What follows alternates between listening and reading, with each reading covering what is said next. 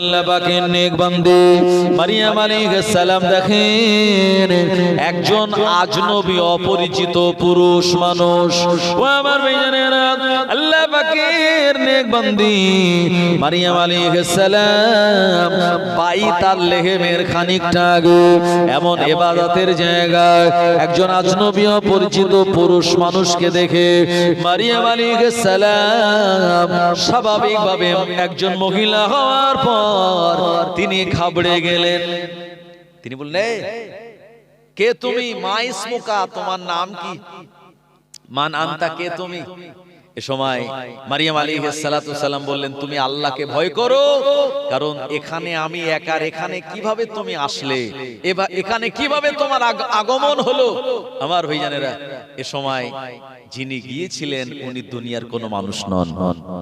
যখন বলেছেন তুমি আল্লাহকে ভয় করো, আল্লাহকে ভয় করো, মারিয়াম আলাইহিস সালাম দেখলেন আমি তো এখানে একা, আর একজন পুরুষ মানুষ এসেছেন, নিশ্চয়ই কোনো খারাপ উদ্দেশ্য, নিশ্চয়ই কোনো খারাপ নিয়ত আছে। কারণ নবীজি বলেছেন একজন নারী আর একজন পুরুষ তারা যদি দুজন নির্জনে কথা বলে, তৃতীয় নম্বরে তাদের মাঝখানে শয়তান হাজির হয়ে যায়। মারিয়াম আলাইহিস সালাম চিন্তা করছেন আমি তো এখানে একা, আর এই পুরুষটাকে? উনি বলেন এই আল্লাহকে তুমি ভয় করো। যেই বলেছেন, তো জানাকে বলেছেন উনি তো দুনিয়ার কোনো মানুষ নন, উনি কে?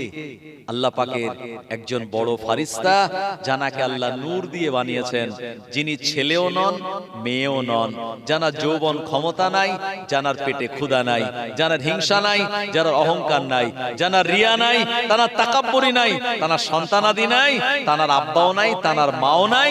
তিনি হলেন আল্লাহর ফারিস্তা জিবরাইল আলাইহিস সালাম। আল্লাহ পাক তানাকে নির্দেশ দিয়েছে আদম শফিউল্লাহ, নূহ নাজিহুল্লাহ, ইব্রাহিম খলিলুল্লাহ, মুসা কালিমুল্লাহ, দাউদ খলিফাতুল্লাহ, ইউসুফ সিদ্দিকুল্লাহ, ঈসা রূহুল্লাহ, আর মুহাম্মাদুর রাসূলুল্লাহ সাল্লাল্লাহু আলাইহি ওয়াসাল্লাম সব নবীদের কাছে ওহী নিয়ে আসবে। এটাই তার দায়িত্ব, আল্লাহ তাআলার আদেশ মানা।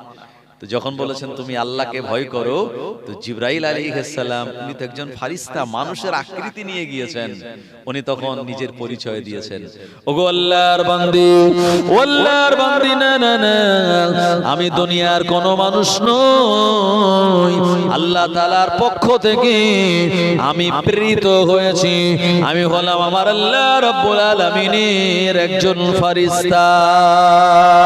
ও আমার ভাইজানেরা, যখনই ফারিস্তা নাম শুনেছেন মারিয়াম আলাইহিস সালামের ভয় উধাও হয়ে গেল, কারণ ফারিস্তাদেরকে আমার আল্লাহ কোন রকম যৌবন ক্ষমতা দেন নাই। যৌবন ক্ষমতা মানুষের আছে, জিনের আছে। মানুষের বাচ্চা কাচ্চা হয়, জিনের বাচ্চা কাচ্চা হয়, কিন্তু ফারিস্তাদের বাচ্চা কাচ্চা হয় না। ও আল্লাহ পাক তানাদের একবারই বানিয়েছেন, আর আল্লাহ পাক তানাদেরকে কিয়ামত পর্যন্ত জিন্দা রাখবেন। আল্লাহর যখন হুকুম হবে তখন তারা ইন্তেকাল করবেন। সুবহানাল্লাহ বলেন। তানাদের এরকম জৈবিক কোনো চাহিদা নাই। মারিয়াম আলাইহিস সালাম চিন্তা করলেন যখন ফারিস্তা, তাহলে আমার কোনো ক্ষতি করার ক্ষমতা সে রাখে না, বরঞ্চ উপকার ছাড়া। আর যিনি এসেছেন উনি তো সব নবীদের কাছে গিয়েছেন, আর মারিয়াম আলাইহিস সালামের আব্বা ইমরান তিনি নবী, তানার খালু জাকারিয়া তিনিও নবী, আর আমার খালুজির কাছে ইনি গিয়েছেন, আমার আব্বার কাছে গিয়েছেন, আমার কাছে এসেছেন, মানে নিশ্চয়ই আমার কোনো উপকার করবেন। সুবহানাল্লাহ। ওনার মনটা খুশি হয়ে গেল। উনি বললেন আমি আপনাকে একটা সুসংবাদ দেব, যেহেতু আজকের যে উদ্দেশ্যে জলসা, পুত্র সন্তান হয়েছে সেই খুশিতে, তো দুনিয়াতে আল্লাহ এরকম কিছু মানুষকে পুত্র দিয়ে তানাদের খুশি করেছিলেন। আমি ওই জলসা যিনি দিচ্ছেন তানার এই নিয়ত আর কোরআন ও মাজিদের যে ঘটনাগুলি এসেছে আমি সেইগুলো একটু মিলিয়ে বলছি যাতে আপনাদের বুঝতে সুবিধা হয়। এই যে মানে বুড়ো বয়সে এসে বেশি বয়সে সন্তান হওয়া, এটি আল্লাহ তাআলার পক্ষ থেকে বিরাট বড় একটা বারাকা, এটা একটা বিরাট বড় বরকত। আমার ভাইজানেরা, আল্লাহ পাকের নেক বান্দি মারিয়াম আলাইহিস সালাম বললেন, আল্লাহ পাকের ফারিস্তা আপনি বলুন কি সুসংবাদ আপনি আমায় দেবেন? ও আমার ভাইজানেরা, জিবরাইল আলাইহিস সালাম বললেন, আল্লাহর নেক বান্দি মারিয়াম, আমার আল্লাহ তাআলার পক্ষ থেকে আপনি সুসংবাদ গ্রহণ করুন। আমার আল্লাহ আপনাকে 100 পুত্র সন্তানের সুসংবাদ দিয়েছেন। জোরে বলুন, আরো জোরে বলুন সুবহানাল্লাহ। মারিয়াম আলাইহিস সালাম অবাক হয়ে গেলেন, মারিয়াম আলাইহিস সালামের কপালে চিন্তার ভাঁজ পড়ে গেল। মারিয়াম আলাইহিস সালাম বললেন, ও আল্লাহর ফেরেশতা, না না না, আমার তো এখনো বিবাহ হয় নাই, কোন পুরুষের সংস্পর্শে আমি যাই নাই, কোন পুরুষ আমায় ছোঁয়নি, আমি তো ব্যভিচারিণী নই, কিভাবে আমার গর্ভে পুত্র সন্তানের আগমন হবে? মারিয়াম আলাইহিস সালামকে আল্লাহ পাকের ফেরেশতা বললেন, আমার আল্লাহ পাক যেভাবে চান ওভাবেই আপনার গর্ভে সন্তান আগমন করবে। এমন করে তাফসীরের নাম হলো তাফসীরে কাশফ লিখেছেন আল্লামা জারুল্লাহ জামাখশারী রাহমাতুল্লাহ আলাইহি। উনি তাফসীরের ভিতর উল্লেখ করলেন, আল্লাহ পাকের ফেরেশতা জিবরাইল আলাইহিস সালাম মারিয়াম আলাইহিস সালামের শরীরের একটি জায়গায় ফু দিলেন। কোন কিতাবে এসেছে মুখে ফু দিয়েছিলেন, কোন কিতাবে এসেছে মাথায় ফু দিলেন। এ ফু দেওয়ার কারণে মারিয়াম বিবাহ করা ছাড়া, কোন পুরুষের সংস্পর্শে আসা ছাড়াই আমার আল্লাহ পাক তাকে গর্ভবতী বানিয়ে দিলেন। আরো জোরে বলেন সুবহানাল্লাহ। মারিয়াম আলাইহিস সালাম বিচলিত হয়ে পড়লেন, চিন্তিত হয়ে পড়লেন। গর্ভের সন্তান যখন আগমন করলো, ওই পাইতাল লেহেমে আর না থেকে মারিয়াম আলাইহিস সালাম ওনার নিজের এলাকার দিকে চলে আসলেন। সাধারণত মেয়েদের সন্তান পেটে আসলে এ সময় তাদের শরীরটা রোগা হয়ে যায়, এ সময় তাদের শরীরে বমি বমি পায়, বেশি খেতে পারে না, বিভিন্ন রকমের অসুবিধা তাদের ভিতরে হয়।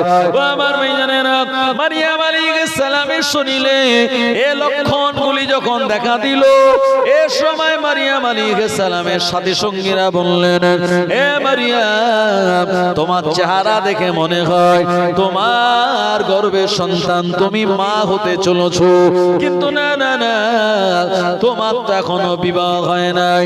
মারিয়াম আলাইহিস সালাম তিনি জবাব দিয়ে বললেন, এটি আল্লাহ তাআলার ইচ্ছায় আমি এমন করে দুনিয়াতে গর্ভবতী হয়েছে। মানুষেরা নানান কথা বলতে লাগলো। মারিয়াম আলাইহিস সালাম এ সমস্ত মানুষদের থেকে রক্ষা পাওয়ার জন্য, বিভিন্ন মানুষের ক্রিটিসাইজ থেকে বাঁচার জন্য আল্লাহ পাকের নেক বান্দি মারিয়াম আলাইহিস সালাম ওই বাইতুল মুকাদ্দাস থেকে পূর্ব দিকে যেদিকে তিনি প্রথমে গিয়েছিলেন ওই দিকে তিনি চলে গেলেন। এ সময় তানার পেটটা ভারী হয়ে গেল। ও আমার ভাইজানেরা, চলতে তানার কষ্ট হয়, বেশি দূর হাঁটতে পারলেন না।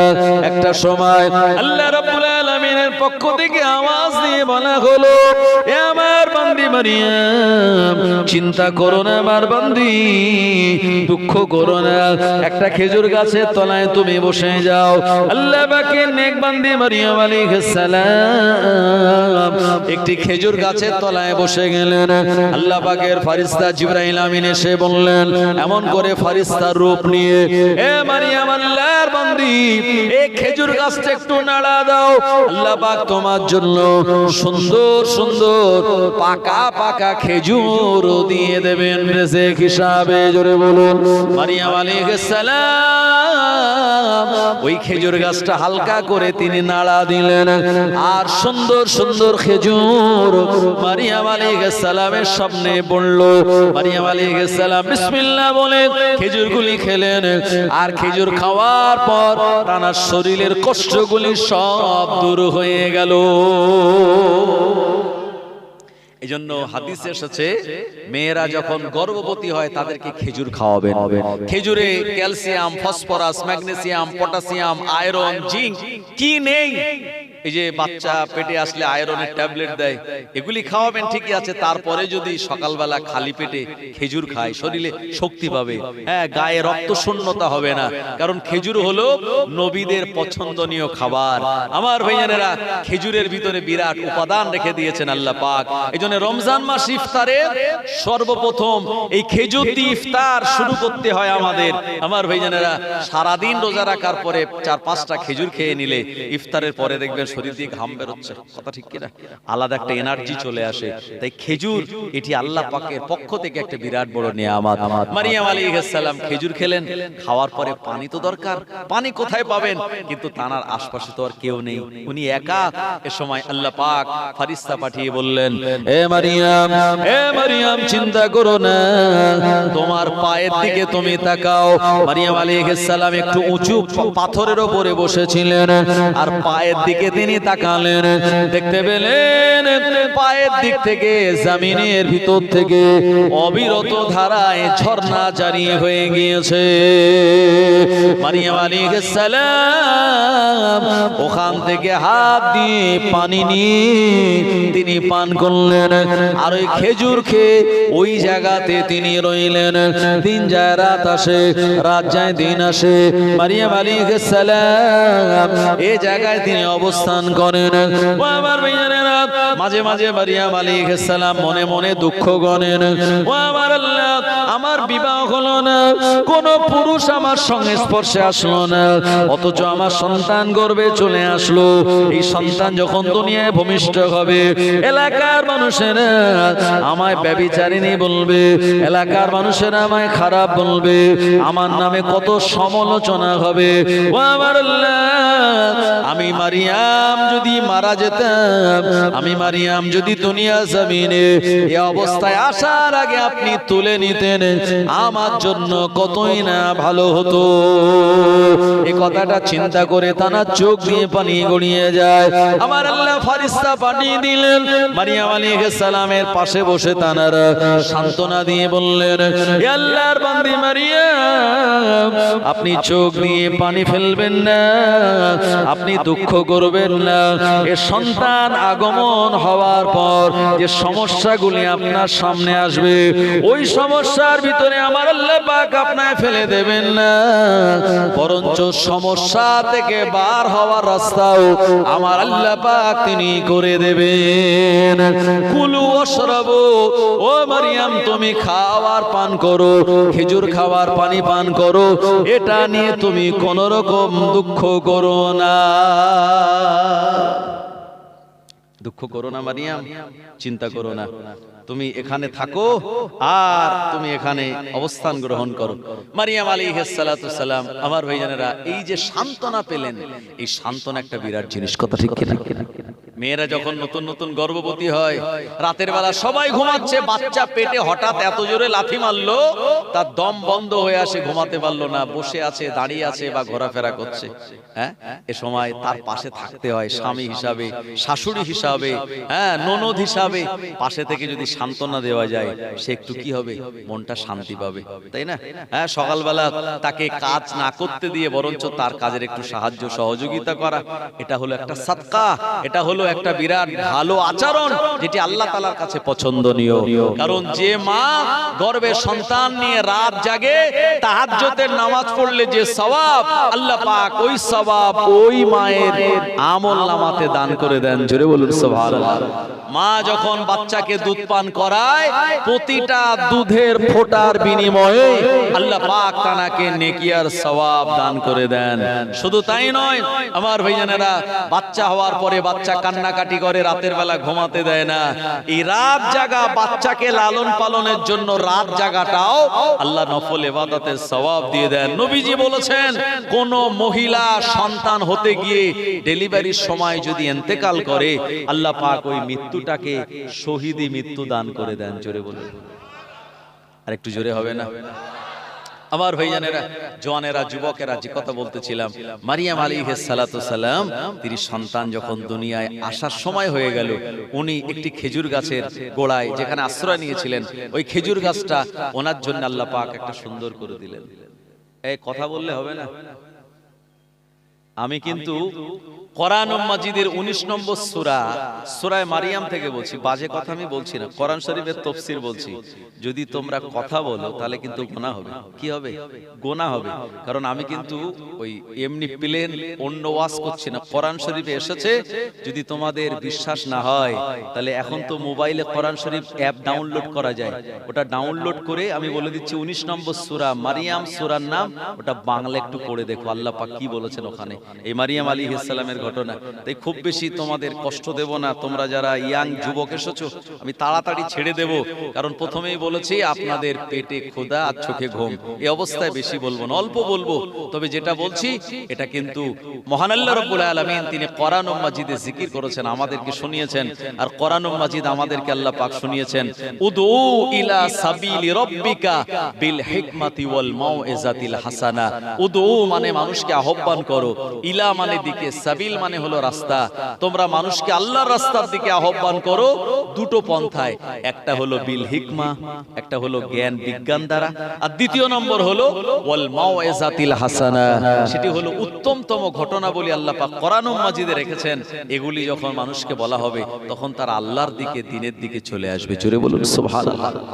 মারিয়াম আলাইহিস সালাতু সালামের সন্তান আল্লাহ পাক খুব আসানের সঙ্গে, তিনি ছিলেন ওই ফাঁকা জায়গায় একা, আল্লাহ ফারিস্তা দিয়ে তানাকে হেল্প করলেন, সাহায্য করলেন। মারিয়াম আলাইহিস সালাতু সালামের সন্তান দুনিয়ার জমিনে আগমন করলো। কি সন্তান হলো? ছেলে না মেয়ে? আপনারা সবাই জানেন মারিয়াম আলাইহিস সালামের কি সন্তান হয়েছিল, আমি এখনো বলিনি, আপনারা সবাই জানেন। তার মানে আপনারা সূরা মারিয়ামের তাফসীর কম বেশি শুনেছেন। মারিয়াম আলাইহিস সালামের গর্ভ থেকে আল্লাহ একটা পুত্র সন্তান দিলেন। ইনি কে? জোরে বলেন। এই তো মুরব্বি বলে দিয়েছে, ঈসা পয়গম্বর, ঈসা নবী। সুবহানাল্লাহ বলেন। আদম নবীর আব্বা মা কেউ ছিল? বিনা বাপে বিনা মায়ে আদম আলাইহিস সালামকে আল্লাহ বানিয়েছেন নবী করে। আবার আমাদের যিনি সবার আম্মা হাওয়া আলাইহিস সালাম, তানারও আব্বা মা নেই। আদম নবীর এই বাম পাজরের হাড় অপারেশন করে আল্লাহ সেখান থেকে আমাদের আম্মা হাওয়াকে বানিয়েছেন। কথা ঠিক কিনা?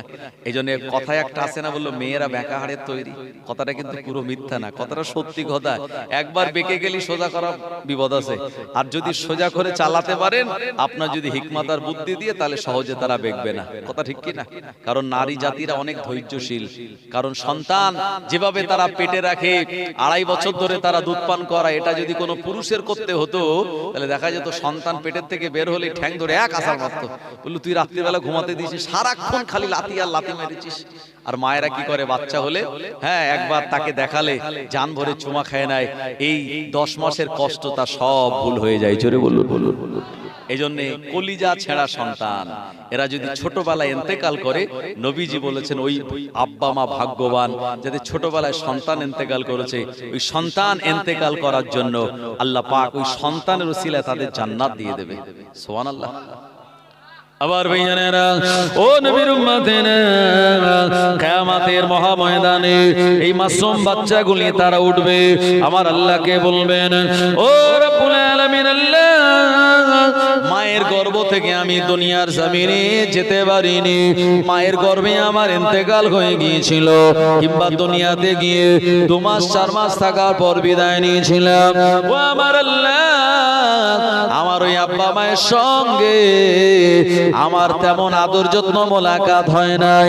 আজকে কিয়ামতের দিন ওই আব্বা আম্মাকে আমার কাছে দিন, আমার আল্লাহ মাসুম বাচ্চাদের দোয়া কবুল করে নিয়ে ওই মাসুম বাচ্চাদের আব্বা মা তারা যেহেতু গুনাহগার, ফারিস্তা দিগকে তাদের পিতা মাতা সাজিয়ে ওই মাসুম বাচ্চাদের সামনে দেবে।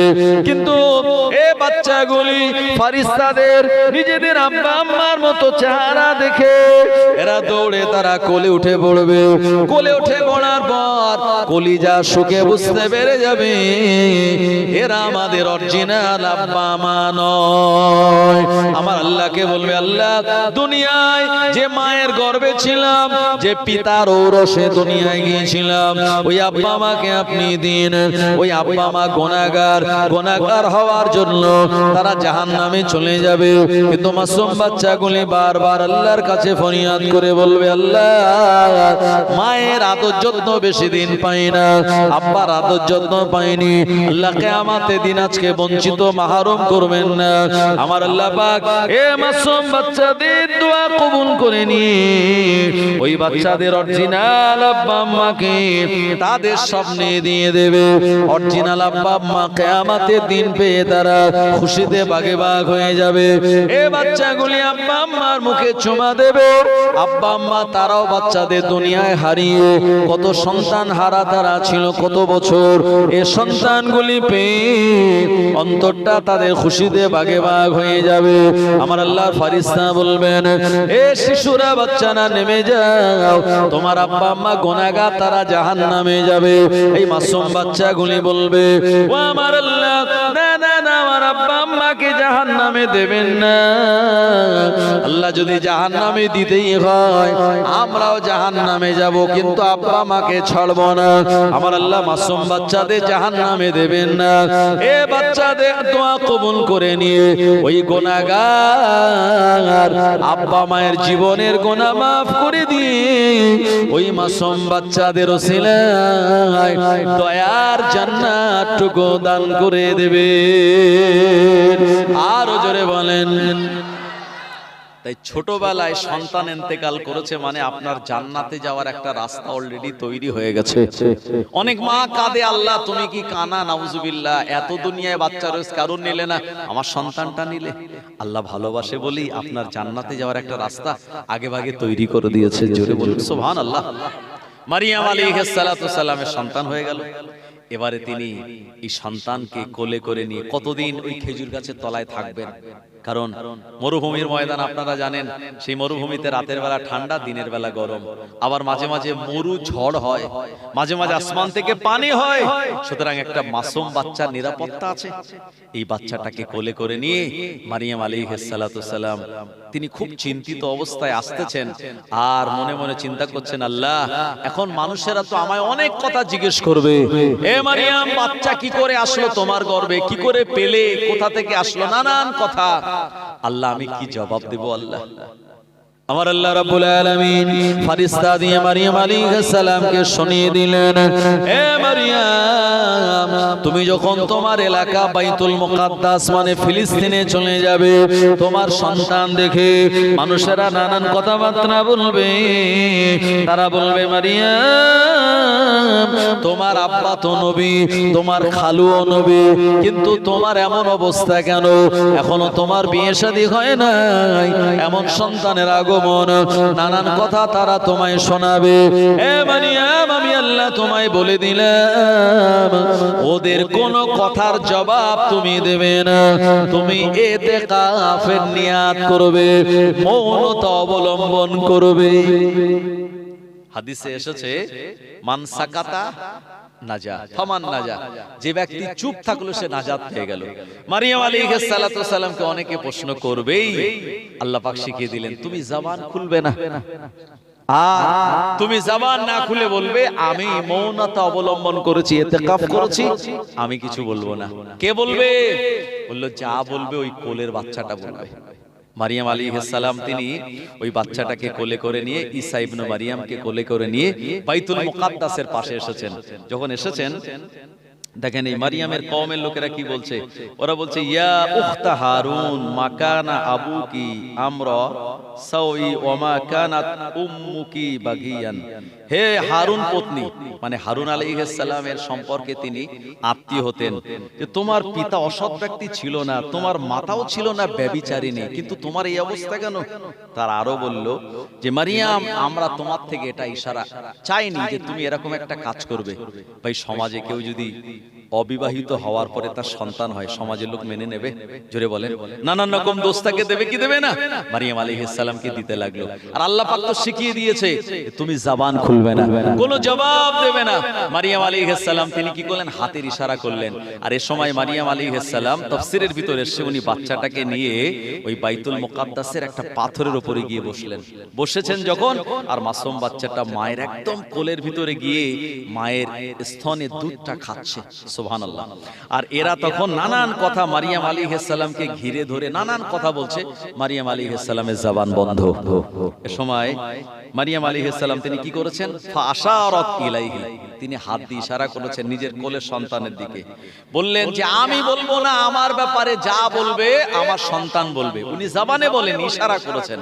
আর ওরা এটা ইশারা দেখে বলছে, তারা বলল ক্বালু কাইফা নুকাল্লিমু মাকানা ফি মাহাদি সাবিয়ান, ক্বালু ওরা বলল কাইফা নুকাল্লিমু মান কানা ফিল মাহাদি সাবিয়া, হে মারিয়াম তোমার কোলের এই বাচ্চা এখন তো মাসুম বাচ্চা, এ বাচ্চা তো কান্না ছাড়া তার কোনো ভাষা নাই, এ বাচ্চাটা কেমন করে কথা বলবে? মারিয়াম আলাইহিস সালাম তিনি ইশারা করলেন, আর ইশারা যখন করলেন ঈসা আলাইহিস সালাম তিনি একজন নবী, উনি বুঝতে পারলেন আমার মাকে এরা চারিদিক দিয়ে অপমান করছে। ঈসা আলাইহিস সালাম মায়ের কোলে রয়েছেন, আল্লাহর একজন নবী, আর ওই মায়ের অপমান হচ্ছে। আল্লাহ পাক এটা সহ্য করেননি, সঙ্গে সঙ্গে এই ছোট্ট মাসুম বাচ্চা ঈসা ইবনে মারিয়াম তার জবান খুলে গিয়েছিল, মায়ের স্তনে দুধের বোঁটা ছেড়ে দিয়ে তিনি বলেছিলেন ক্বালা ইন্নী আবদুল্লাহ আতানিয়াল কিতাবা ওয়া জাআলানি নাবিয়্যা।